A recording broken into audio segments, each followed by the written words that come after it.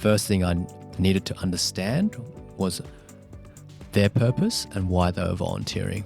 I think everyone comes in with their own whys.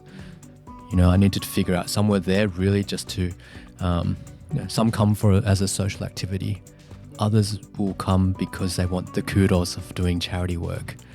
There were others who genuinely had a deep-seated connection with refugees and asylum seekers.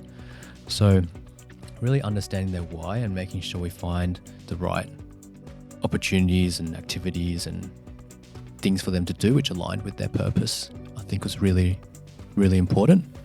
So there's, others come, those who come as it's a social activity and they want to just talk a lot and hang out, we'll make sure I might make that person the,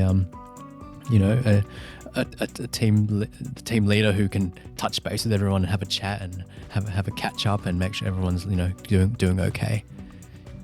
Someone who's a bit more shy, but really can, a bit more organized, but really wants to do some of the hard work. They're, put them into organising programs. We had uni students who came in and just to learn more, so we'll be teaching them things and letting them try and fail and try again.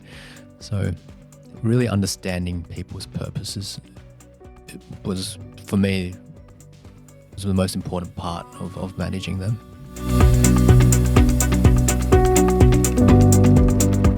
If this culture clip helped you, hit that like button below and we'll see you in the next clip.